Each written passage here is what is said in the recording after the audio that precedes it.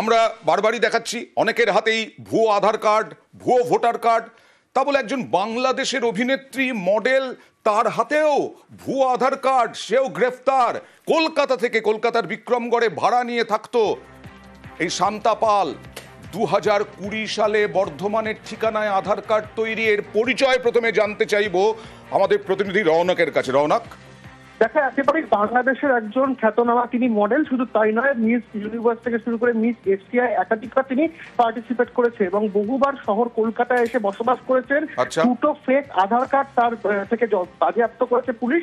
এবং শুধু তাই নয়, যেটা সূত্রাফা জানা যাচ্ছে, এখানে তিনি একটা ট্রাভেল এজেন্সি চালাতেন, শান্তা ট্রাভেলস বলে, এবং বেশ কয়েকটি গাড়িও বেশ কয়েকজন যারা রয়েছেন গ্রাহকদের কাছ থেকে তিনি নিয়েছেন। সেই ডিডের পেপারও সামনে এসছে। অর্থাৎ তার যে পরিচয়পত্র, আধার কার্ড, প্যান কার্ড থেকে শুরু করে ভিসা, প্রত্যেক কটেই কিন্তু ভুয়ো। আমরা তো এর আগে জ্যোতিরানী মালহোত্রাকে দেখেছি রওনক, কিভাবে চরবৃত্তি করেছিল জ্যোতিরানী মালহোত্রা। সেই জ্যোতিরানী মালহোত্রার মতো এই শান্তা পালও কি এই সব কুকর্মে জড়িত নাকি? দেখো, একেবারে এটাই কিন্তু একটা প্রথম প্রশ্ন উঠছে এবং সেরকম একটা সন্দেহ যাচ্ছে।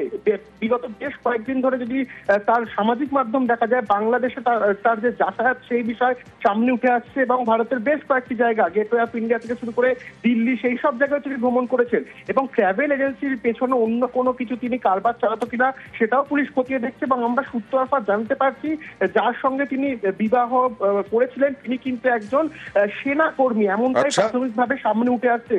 সেক্ষেত্রে তাকে গ্রেফতার করার পর তাকে প্রাথমিক তদন্ত করে এবং জিজ্ঞাসাবাদ করে একাধিক প্রশ্ন সুরাহা করতে চায় তদন্তকারী আধিকারিকরা। এবং যে কটি তার কাছ থেকে পরিচয়পত্র পাওয়া গেছে, সেই পরিচয়পত্রগুলি কোথা থেকে তিনি বানালো এবং এই যে শান্তা ট্রাভেলস তিনি যেটা চালাচ্ছেন, এমনটা যেটা জানা যাচ্ছে, সেই ট্রাভেল এজেন্সির পেছনে অন্য কোনো কারবারির সঙ্গে তিনি যুক্ত ছিল কিনা, বা তুমি যে কথাটা বললে যে এই পাক গুপ্তচর ভিত্তিতে জ্যোতিরানী মালহোত্রাকে গ্রেফতার করা হয়েছিল, সেক্ষেত্রে এই শান্তা পাল এরম কোনো ব্যাপারের সঙ্গে যুক্ত রয়েছে কিনা সে নিয়েও কিন্তু একাধিক সন্দেহ যাচ্ছে। সেনাবাহিনীতে কাজ করেন এর স্বামী, এতদিন ধরে এই ভুয়ো আধার কার্ড নিয়ে থাকলেন কি করে শান্তা পাল?